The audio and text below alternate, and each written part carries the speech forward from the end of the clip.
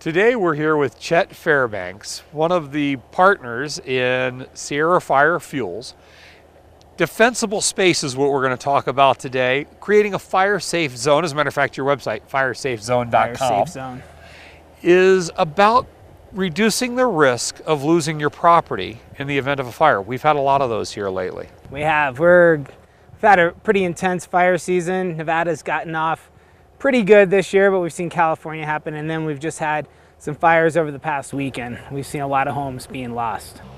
You, the original founder, and one of your staff member, all previous firefighters.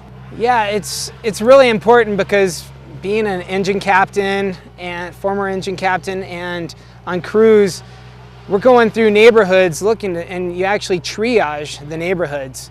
Knowing which houses you believe can survive, which houses your crews are going to be safe protecting, and knowing where just not to be. And being able to create defensible space and fuel reductions allows a crew to come in, park comfortably, a little hot and smoky, but at your house and protect your home. So people that have a properly prepared defensible space have a higher likeliness of the fire department choosing their space to defend and take a stand. That's right. It doesn't matter how much your property costs, what the value of your home. You may have a beautiful home, you could have a trailer, but if you have defensible space, the fire department's going to come in and do their best to protect your property. And also take a stand against the fire where they're safe. Incredible.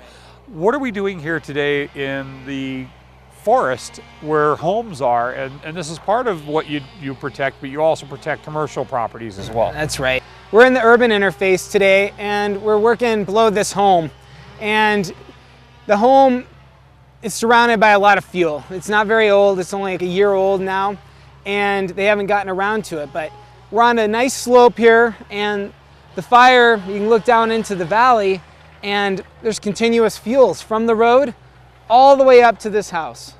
And quite often, wildfires are started right along roads. Roads are a really common place for that to occur. Wow, I wasn't aware of that. So today, what are we going to do for this property? And then let's go ahead and get started. Yeah, so what I'm trying to do here, trying to reduce the amount of fuel loading that they have below their house, so that when the airplanes fly over and they're doing an aerial survey, or the crews come in here, they're seeing that there's a breakup in these fuels. And then we're also going to go ahead, reinforce along their house to make sure that the fire engines want to come, they want to park on this driveway, and they want to protect this home. This isn't about eliminating fuels, it's reducing them so that you still have the beauty of nature surrounding you. That's right. But you really don't give the fuels enough value to go after the property. That's right. We're trying to reduce the intensity of the fire. We're also trying to make sure at the same time that we're not causing an erosion hazard. We are on a hillside here, and we want to keep that hillside intact. You know, we just had 4 inches of rain up here over the weekend. If this was clear cut, it could have just washed right down the hill. So behind us, what's going on? So what we got here is a Bobcat T300. It's got a mulching head on it. It's also known as a masticator, and we're starting to reduce the fuels. We're trying to do a mosaic pattern in here so that we keep the aesthetic value of this property, but also we're reducing the fuel loading. The masticator is also very environmentally friendly as far as footprint. It is. It only has a 4 pound per square inch footprint, so that's a lot less than even one guy. You and I walking through the forest, we've got a much heavier footprint. It's distributed properly, and it does the work of 20 men so much quicker and way cheaper. We're able to save the homeowner or the property owner money and accomplish a job with more perfection. We have to come in and clean it up, but one guy can come in behind this masticator and clean up, pull stuff back in and regrind it, but it leaves a good mulch on the ground. Once again, cutting down on erosion, because erosion is such a big problem. And if we're not leaving stuff on the ground, it all washes away. This isn't just sagebrush, this is firmly entrenched sagebrush. Yeah, this is some old growth sagebrush. That's what we like to call it. You know, the taller it gets, the longer it's been here. Obviously hasn't burned in many, many years. Looks very dry, capable of bursting into flames, and also something I'm surprised that the masticator can actually just tear right through. Yeah, the masticator actually, this no problem for it. It's able to mulch this up. It gives a nice fine mulch to put across the ground, and so much easier than trying to hand cut all this, haul it to the dump, and you just can't imagine how many loads that's going to take. Well, there's some environmental friendliness there, is returning this back to the earth and using it to protect the soil from erosion. Yeah, the masticator is able to just grind right through it, and it does. It leaves the biomass here.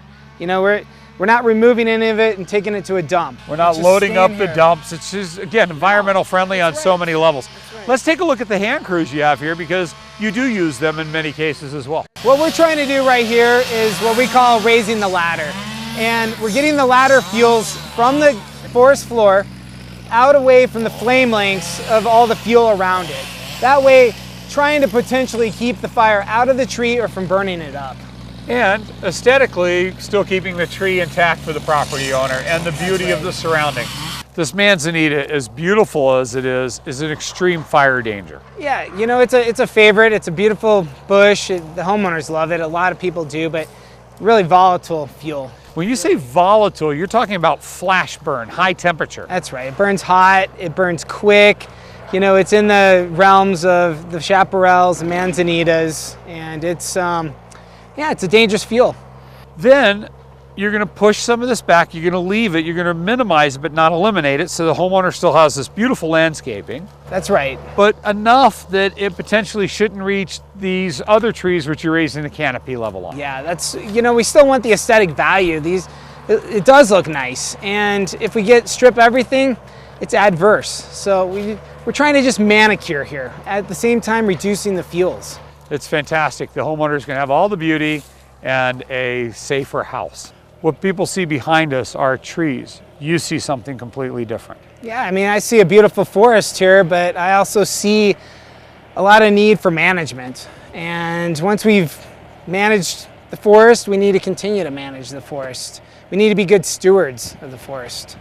Some of these trees are diseased or in poor condition. Sure. Not just increase the fire danger, but they impede the growth of quality, healthy trees. That's right. We need to make sure the density is proper amongst the forest. We need to go through, see if the genetics are right with the trees. We need to look for infestations, and that's what we do. You know, we have 2 certified arborists through International Society of Arboriculture, and we've been trained to assess these trees.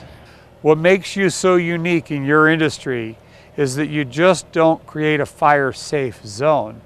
You also have another company, Sierra Peak Trees, which is devoted to the preservation of trees and also very knowledgeable about those dangers, risks, and bugs. That's right. We have a good resource because we do have the wildland fire experience to pull from, but we also have the training and the experience to take care of any of your tree needs. The tree we're about to see removed would have cost the homeowner a great deal of money to have somebody come out and remove, but while you're here creating a defensible space, you're able to remove this. Why is this tree being removed? We removed this tree because we wanted to give more space for the other existing trees. We also saw that it had some defects in it where eventually it's going to grow up and they're going to have failures inside the tree. And we want to take care of it now when it's a lot cheaper than having to come out and remove a full-size grown tree. So from here, I can see wide paths that have been opened up, but from up top, you've done this intentionally for the homeowner's view. That's right. We've tried to stagger the lanes down here so that up top, you're not seeing that we have a ton of fuel breaking. We have nature still out here. We have good wildland. We haven't taken all the fuel out of here, but we've reduced it. The intensity of the fire coming up the hill is going to slow down. It's going to give the firefighters a chance to protect the home or property. And more importantly, the visual looking down, you don't see these fire breaks that you've built in, absolutely still retains the beauty of the nature surrounding these homes. I'm sure people right now are looking for how they can get a hold of you to help you protect their home, especially in light of the annual fire losses that we have in northern Nevada. That's right. We can be contacted by sierrafirefuels.com or firesafezone.com and at 775-265-8444. That's Chet Fairbanks, one of the partners of Sierra Fire Fuels. Thanks so much for allowing us to come out and show what you do to protect Northern Nevada homes and property. Hey Mitch, sincerely appreciate it.